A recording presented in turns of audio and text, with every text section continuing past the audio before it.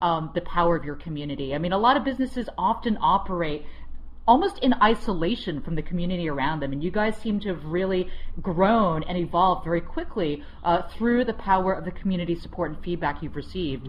How did that happen or begin for you guys?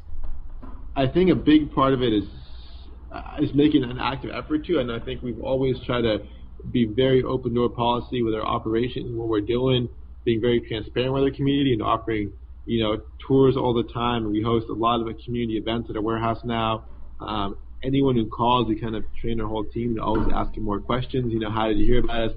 How can we do what we're doing better? Giving it ideas for us. And I think making it part of our culture to really taking that extra moment it's always worth it to take that extra moment to ask that extra question for someone, a supporter, a customer, a community member. You never know where it's going to lead you to. And I think something we had to make a very active effort to kind of connect with the community, but it's been so awesome. It's been one of the most, I think, rewarding things about this whole thing is kind of building that relationship with our community. So the byproduct of your business, you actually have turned into a soil amendment product, which you now then make available to nonprofits and local farmers. Is that how that works? That's correct. So right now we have a lot of the waste left over from the fresh mushroom production, and a little bit from the mushroom kit production, and that waste of the left coffee grounds mixed with the mushroom root actually turns into a really premium soil amendment. So we have a lot of leftover waste from the bulk mushroom farming that we're offer back to the soil amendment or compost. And then with the kits on an individual scale, you can't do that at home with the kits, but it's really cool to see that, and that all developed actually through our community kind of asking us, what do you guys do with your waste? Getting a lot of inquiries from them and having, local farmers and gardeners kind of teach us that, hey, you guys should know your own waste is something really, really powerful and beneficial for other plants. And so now we kind of have it packaged up and are actually selling the soil amendment this spring in Whole Food floral sections across Northern California.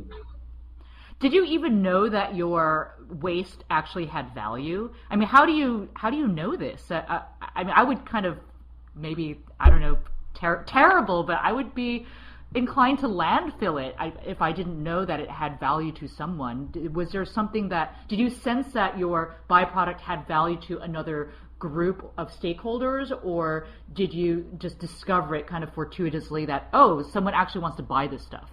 Yeah, it's actually funny story. So at our last warehouse, we were growing the fresh mushrooms and 1,000 and 1,000 pounds of fresh coffee grounds coming in every single morning, and we'd grow the mushrooms, harvest them, and then once we were done, we were left over with all this, organic waste, this coffee grounds with the mushroom roots, and we knew we couldn't just throw it away. It'd be the same thing that cafes are doing, but we kind of had all this stuff, didn't want to throw it away, so we started building this massive mound behind our warehouse, kind of thinking, we'll figure something else to do with it. And it was a funny story because we got an email from our old landlord, and by this time this mound had grown a couple van car sizes. He was like, this is disgusting, guys. The whole place it looks like trash. You have 2 weeks to get rid of everything. I'm canceling your lease. You guys get out of here. And we had nowhere else to go. We're freaking out. So we're like, what do we do? And we ended up just putting it on Craigslist. Like, let's just see what happens. And no joke, within 2 or 3 weeks, had a couple months back order on our own waste because we had so many people inbound reaching out to us about it, and we were just blown away that people actually wanted our waste, and through that process started reaching out to them and learning more about it, and quickly realized that spent mushroom substrate is actually one of the most premium soil amendments out there in the market. Oh my God, never underestimate the power of Craigslist for community marketing. Yeah, I know. So you guys grew pretty fast. How many stores are you in now? Currently we're in, let's say, over 1,000 retailers nationwide, with the goal of hopefully being in about 4,000 to 5,000 by the end of this year. So are they all primarily Whole Foods and Peet's chains? That's actually been cool. So Whole Foods has about 300 stores nationwide. We are national in Whole Foods now. We just launched in a Home Depot as well. It's been a big partner of ours, and a lot more kind of just natural food stores across the country. So it's been exciting to kind of see distribution really grow and kind of diversify as well. And a big focus this year now is going from the natural food space to kind of lawn and garden space with nurseries and things like that. Do you have any advice for aspiring entrepreneurs on how to get their product into these big chains? Yeah, I mean, for us, honestly, we went into this with absolutely no knowledge and no background and in distribution or retail, and we walked into one store and just pitched the heck out of this product and convinced the store and the individual team members at that store that this was, something they should carry, and that kind of went up the ranks that way. And I think it has so much more legitimacy, and for big buyers, a lot more traction if they kind of see their own stores, their own team members wanting this product. So, we'd really suggest, like, trying to get in a chain, stop by one store and talk to those team members, talk to that store manager, convince them. If you can convince them, they can email the head buyers and kind of help you get actually into the system. But it's finding those key people who can vouch for you, because it's so easy, if not, to get lost in these massive questions. So it seems like you guys basically just hit the ground running yourselves. So you knocked on doors, you probably did a little bit of research, pulled up some numbers, you made some phone calls. Is that what it looked like for you guys in the beginning stages? Absolutely. It still does, to be honest with you. I mean, it's a lot of it's just one of the values on our wall is hustle, and it's just putting like a lot of work. And I think for us, it's just outreach, it's constant outreach, and knowing that you reach out to 1,000 people, only one might only listen to you, but as one person, you kind of do it again. And we spend a lot of time, our whole team is on the floor doing demos and talking to customers and building that buzz, one customer at a time. So do you still do a lot of it yourself, or do you actually have a dedicated employee whose job it is to get into more retail chains, who actually has experience, moving food products into stores like that? Yes, I mean that's one of the coolest things about this. If we have a team now, it's a business development team of 8 people across different cities across the country, but they're all pretty much in the same boat. If like young, couple years out of school, we're going down the kind of whole corporate route, and instead kind of knew they want to do something they're more passionate about, fell in love with this idea, and they're now out there selling mushrooms. But we're looking to hire more based on passion than experience. We believe we can kind of learn experience, you can figure that out. But we want people who are really, really passionate about this movement and growing this movement. And it's been fun kind of building up that team. And they've been the ones driving sales right now and driving awareness. I have to say, your product is awfully attractive. I mean, it comes in this cute, beautifully designed box, and it seems like the mushrooms just grow right out of it. That is so cool. How did you guys come up with that product packaging? And, how many iterations? Do you have several iterations of what your product looked like? Because I can imagine now going into a store with that adorable product, people would just, be all over it. But did you guys start off that way, or did it, evolve from something a lot less attractive like a, bag?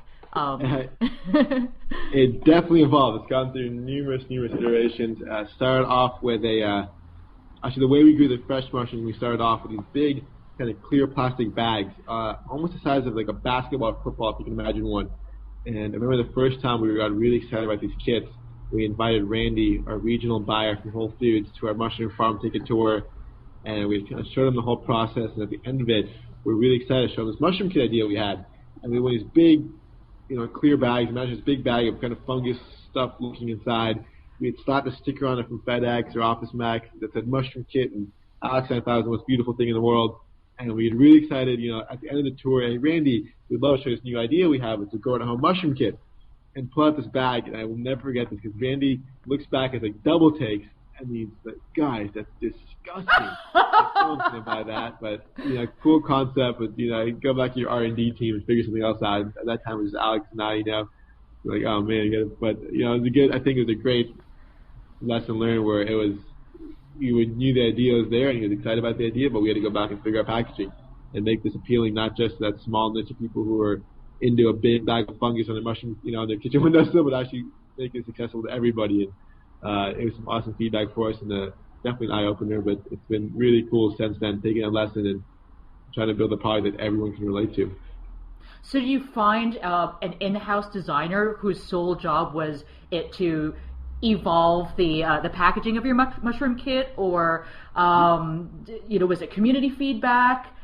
It was a lot of community feedback. I mean, at first it was just Alex and I on PowerPoint, to be honest with you, designing this thing, and that's what we thought that was a beautiful design. Looking back now, it's a good thing. Eventually we got connected with some awesome now kind of friends and mentors, but a company that's called In-House Creative Studios that does branding and packaging, and they do a lot of branding for Whole Foods and Nordstrom's and Allegro, and that took us on almost pro bono and kind of really helped us out redo our packaging. And it was definitely needed that expert touch to it. It's something, I don't know if you go on our website, we have some pictures, some of our videos of our old packaging. You'll see the transition.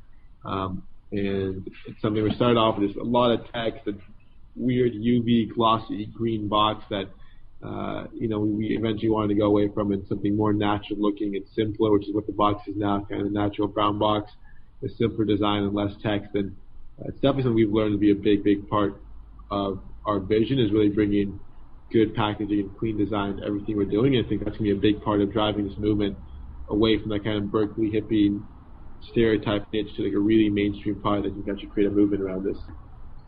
So are you guys profitable? We are. And it's exciting. I think it's a big part of our vision, is showing people you can run a successful company that can focus on the community as its primary goal and still do well and create jobs. And it's not something where non-profits are good, for-profits are bad. If it's really cool middle ground, if we do it well, it can have a huge impact and still do good for the community. How long did it take for you guys to actually reach profitability? End of 2010, so about a year. So it wasn't very much, but about a year or so into it. And what are your annual sales figures like now? Sure. I mean, it's something we've been excited about the growth. We did about 1.3 last year in 11, and looking to about 5 this year in 2012. 5 million? Correct. Yeah.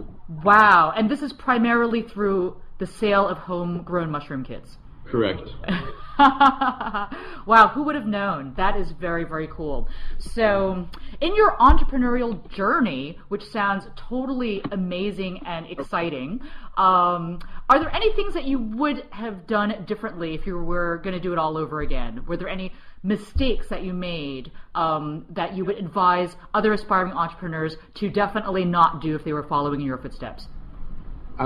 Sure. I think number one thing we've learned is that even any advice I give it, everyone is in a different boat. I mean, we've got so much feedback, some of which was valuable to us, some of which was not. I think it's understanding, where your passions lie and where you want to take your own business, and it's taking every piece of advice with a grain of salt.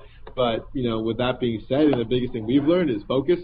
It's really focus. As a small startup, there's a million avenues and paths you can go down, and everything seems so new, and everything seems so exciting, and it's really quick and really easy to get lost in that and, end up at a point where you're not really executing well on anything.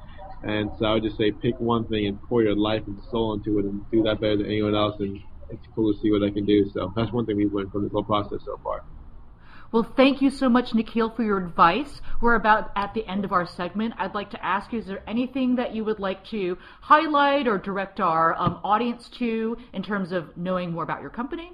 Absolutely. So for more information, you can check out backtotheroots.com or visit our website at facebook.com/backtotheroots.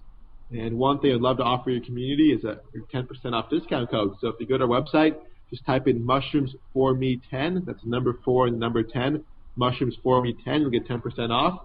And actually, if you post a photo on our Facebook page of a fully grown mushroom kit, actually donate one to an elementary school classroom of your choice. To really try to encourage people to share their experience, grow this movement, and in turn we'll donate one to school of your choice to get kids involved in it too. So really kind of want to highlight that and hopefully encourage everyone to share their experience on our Facebook page. Excited. We're always open to more feedback and questions and inquiries and ideas. So feel free to reach out to us on our Facebook page or shoot us an email. I'm excited to hopefully hear from people and just kind of work together. And I think we're all working with the same goal and vision. So excited to kind of work together and find other ways to partner with more people out there.